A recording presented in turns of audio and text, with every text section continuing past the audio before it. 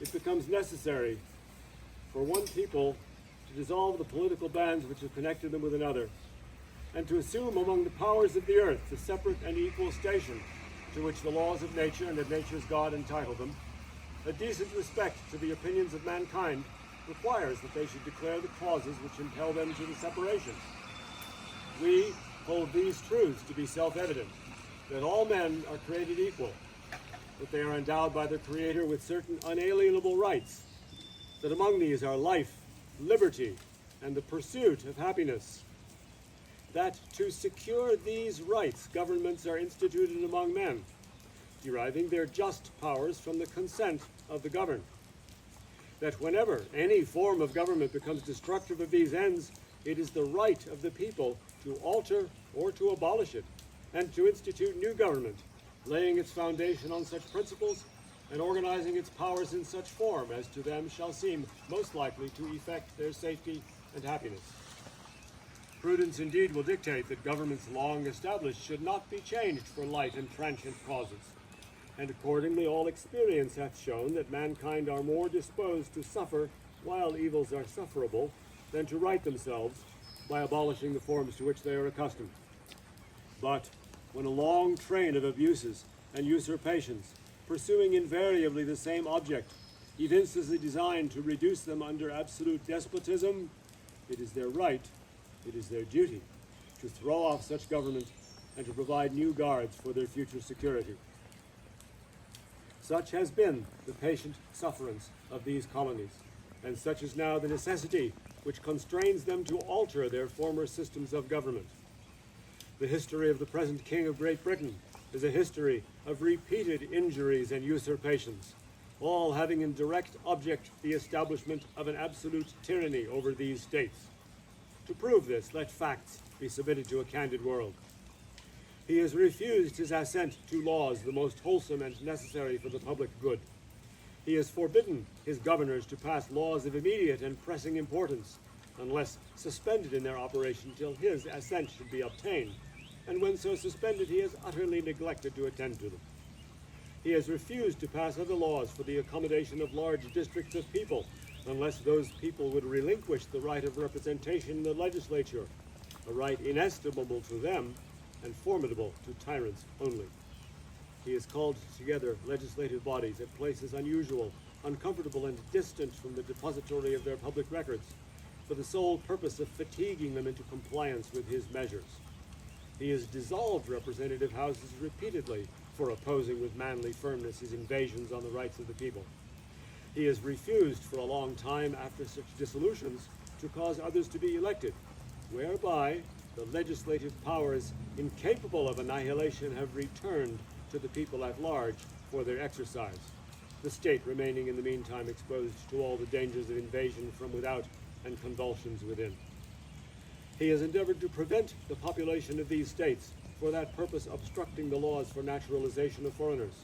refusing to pass others to encourage their migrations hither, and raising the conditions of new appropriations of lands.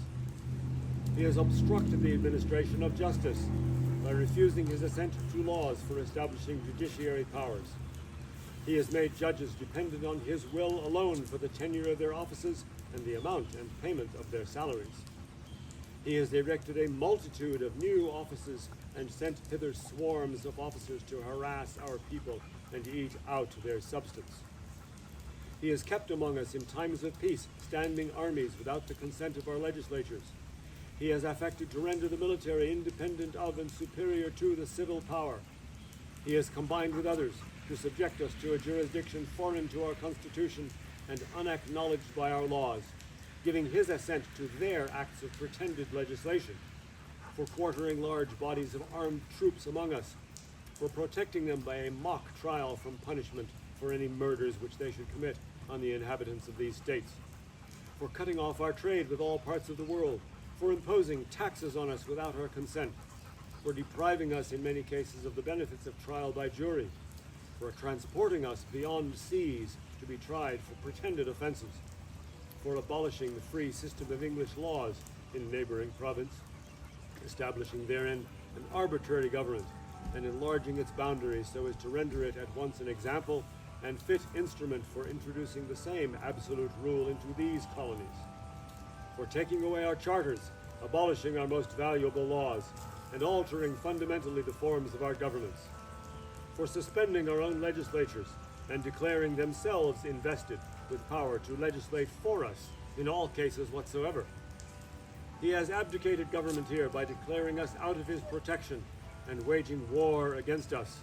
He has plundered our seas, ravaged our coasts, burnt our towns, and destroyed the lives of our people. He is at this time transporting large armies of foreign mercenaries to complete the works of death, desolation, and tyranny already begun with circumstances of cruelty and perfidy scarcely paralleled in the most barbarous ages, and totally unworthy the head of a civilized nation. He has constrained our fellow citizens taken captive on the high seas to bear arms against their country, to become the executioners of their friends and brethren,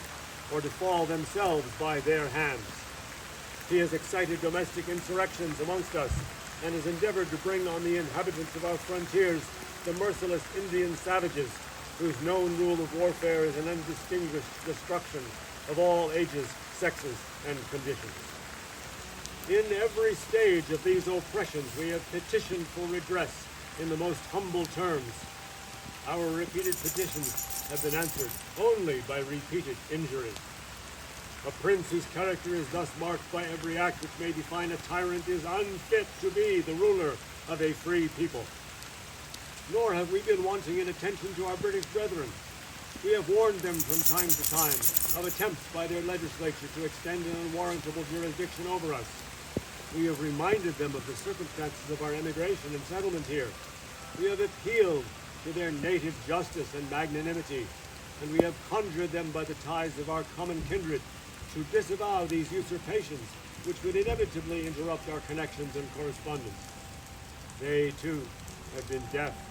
to the voice of justice and of consanguinity.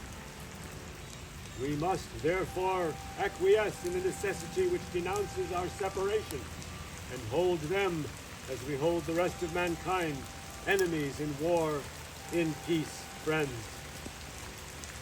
We, therefore, the representatives of the United States of America in General Congress assembled,